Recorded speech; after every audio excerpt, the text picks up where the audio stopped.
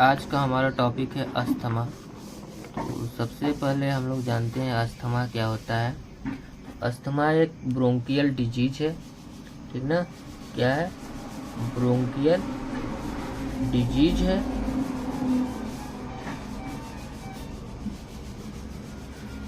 जो कि polluted air,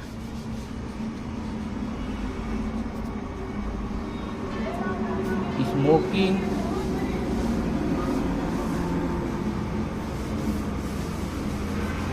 polluted air, smoking,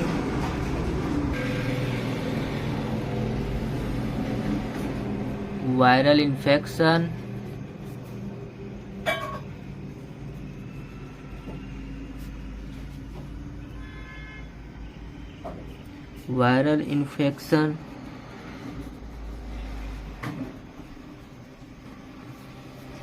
etc के द्वारा होता है,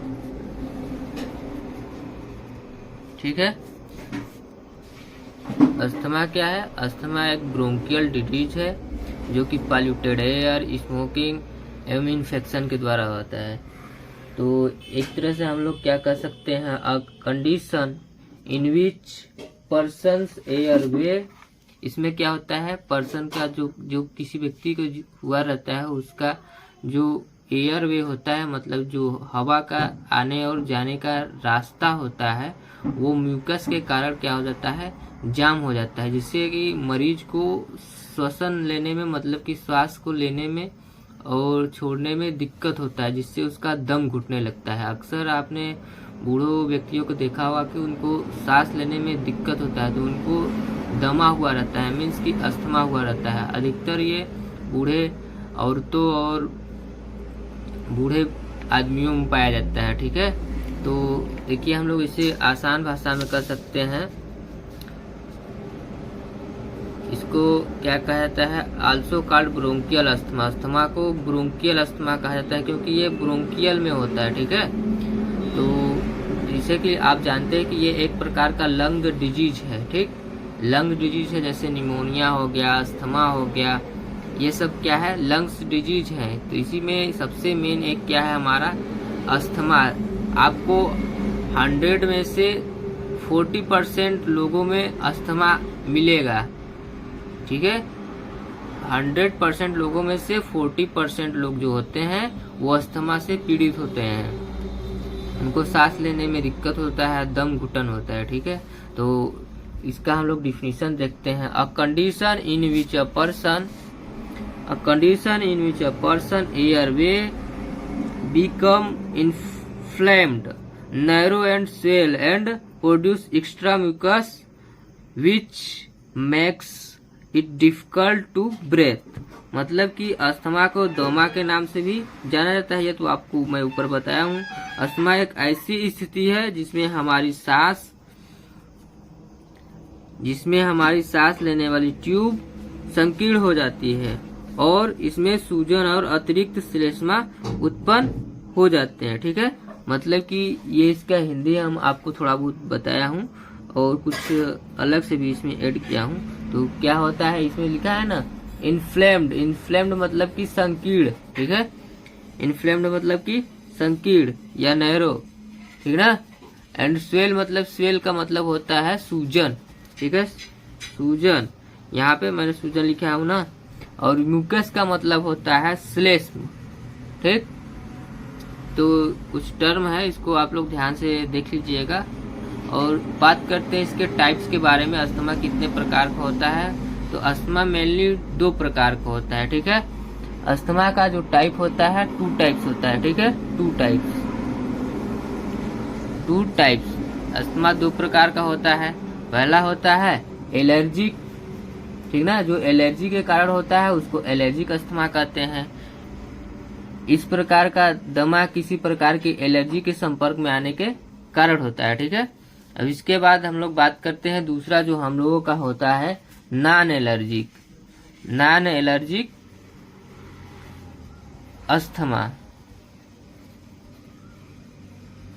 ठीक है। ये किस कारण होता है, ये एलर्जी के कारण नहीं होता है, ये किसी वाई फैक्टर के कारण होता है।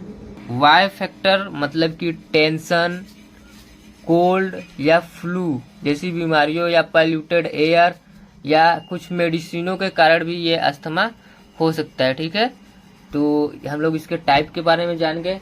अब जानते हैं इसके काजेज क्या होता है, इसके होने का कारण क्या होता है। तो जैसा कि आप पहले ही जान चुके हैं, इसमें भी हम लोग बताए हैं कि टेंशन हो सकता है, कोल्ड हो सकता है, फ्लू हो सकता है, मेडिसिन हो सकता है। ठीक है, इसके काज क्या हो सकते हैं, होने के कारण इसमें जो काजेज हैं इसके होने के वो हो सकते हैं polluted air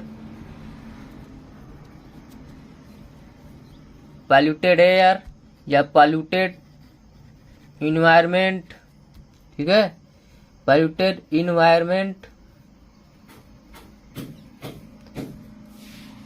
infection,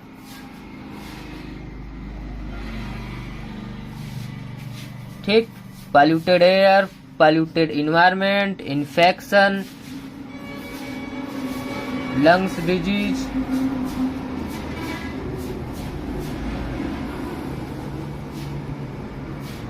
family history,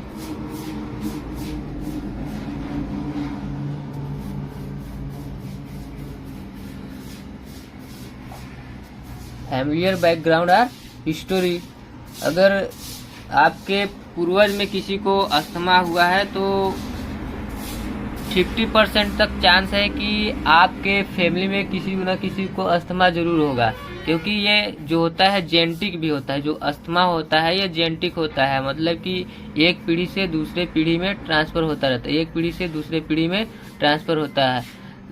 50% chance रहेगा यदि आप अस्थमा से इन्फेक्टेड है तो आपका जो चाइल्ड होने वाला होगा वो भी अस्थमा से पीड़ित होगा, कुछ साल बाद वो भी अस्थमा से पीड़ित हो जाएगा।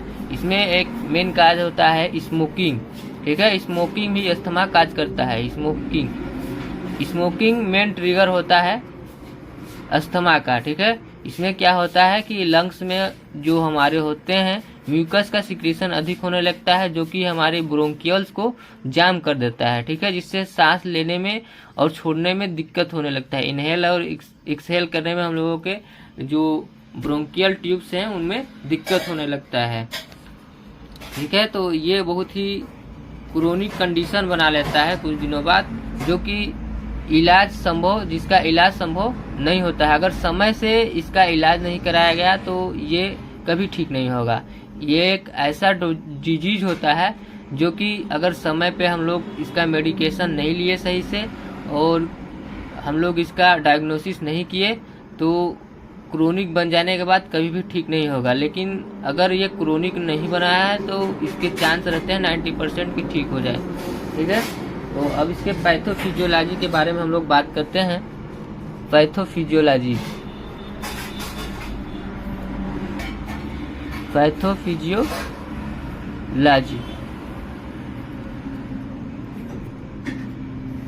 ठीक है, इसमें क्या होता है पैथोफिजियोलॉजी में increase production of conscious mucus with impaired mucous function. ठीक है, क्या होता है इसका pathophysiology, increased production of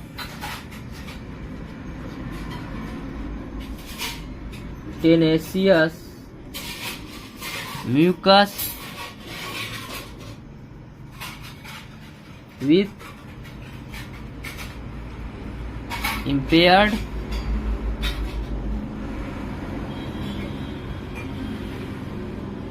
mucociliary function. दूसरा क्या होता है ब्रोंकियल स्मूथ मसल कंट्रैक्शन। इसमें क्या हो जाता है जो ब्रोंकियल की स्मूथ मसल्स होती हैं वो कंट्रैक्ट हो जाती हैं। ठीक है, और तीसरा क्या होता है Altered inflammation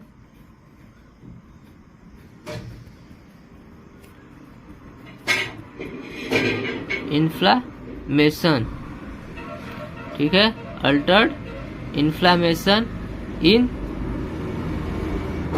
airway and lungs, ठीक है, क्योंकि ये लंग्स से रिलेटेड जो डिजीज है इसलिए लंग्स में भी कुछ इन्फेक्टेड करेगा, ठीक है, लंग्स को भी कुछ इन्फेक्टेड करेगा। एलर्जिक एक्सपोजर होगा चौथा, ठीक है,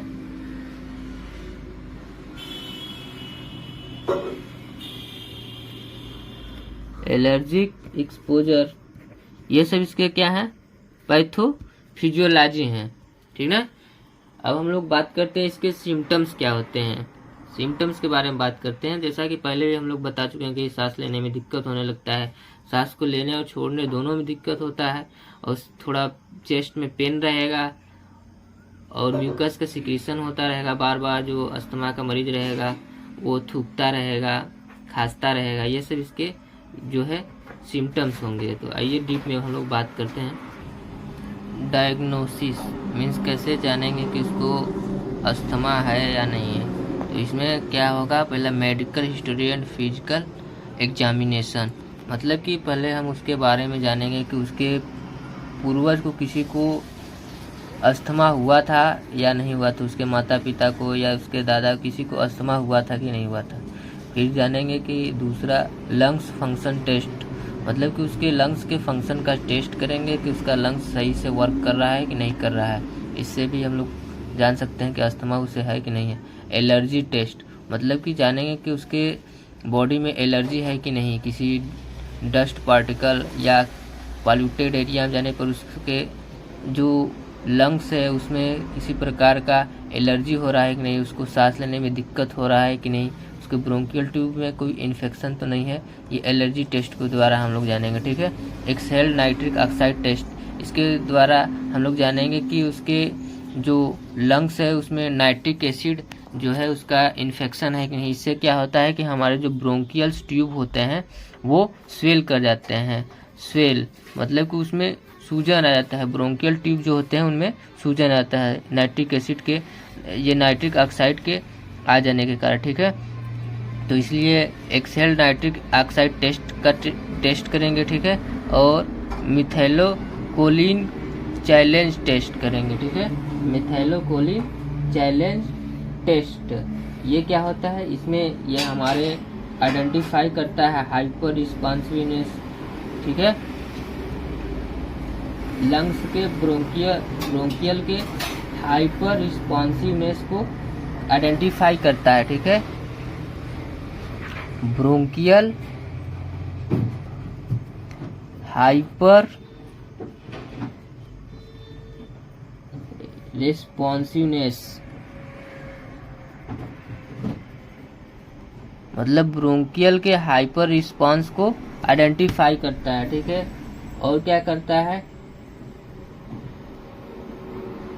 ये कफ जो हमारे लंग्स है और लंग्स है, हमारे ब्रोंकियल्स ट्यूबुल्स हैं, उनके अंदर जो कफ होता है उसको बताता है कि कफ है कि नहीं है।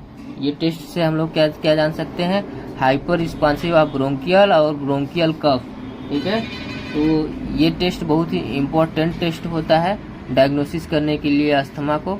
अब इसके बाद हम लोग बात करने वाले हैं ट्रीटमेंट, इसका ट्रीटमेंट क्या क्या है। तो सबसे पहले हम लोग ट्रीटमेंट में बात करते हैं प्रिकॉशन क्या क्या रखना चाहिए। तो प्रिकॉशन मतलब कि हम लोग का भविष्य में खतरे से बर्ताव या बचाव, ठीक है, भविष्य में अस्थमा के खतरे न हो, इससे बचने के लिए हम लोगों को अवॉइड करना चाहिए एक्सपोजर एक्सट्रीम कोल्ड कंडीशन, मतलब ठंडी कंडीशन से हम लोगों को एक्सपोजर होने, ठंडी चीज़ के एक्सपोजर होने से हम लोगों को अवॉइड करना चाहिए, ठीक है। Intake of selective types of food, हम लोगों को सिलेक्टिव टाइप के फूड को सिलेक्ट करना चाहिए जो हमारे अंदर कफ या कोल्ड का फार्म न करे, ठीक है। और डस्ट फ्री हाउस में हमको रहना चाहिए, ठीक है। और इसमें हम लोग दूसरी बात करते हैं मेडिकेशन, ये सबसे इम्पोर्टेंट है। अगर अस्थमा हो गई हो या होने वाला कंडीशन है आपको लग रहा है कि हमें अस्थमा हो रहा है, तो इसमें हम लोगों को मेडिकेशन क्या क्या लेना चाहिए, मेडिसिन कौन कौन सा लेना चाहिए। कॉर्टिकोस्टेरॉइड लेना चाहिए, एंटी कोलिनर्जिक एजेंट लेना चाहिए, ब्रोंकियोडायलेटर्स लेना चाहिए, मोस्ट सेल स्टेबलाइजर लेना चाहिए। ठीक है, तो ये सब हमारे मेडिकेशन हो गए और प्रिकॉशन हो गए। तो आज का हमारा टॉपिक खत्म हुआ यहीं पे, अस्थमा जो कि एक लंग डिजीज है। ठीक है, अब अगला वीडियो दूसरे टॉपिक के बनाएंगे। हमारे चैनल को अगर आप लोगों ने अभी तक सब्सक्राइब ना किया है तो इसको सब्सक्राइब कर दीजिएगा।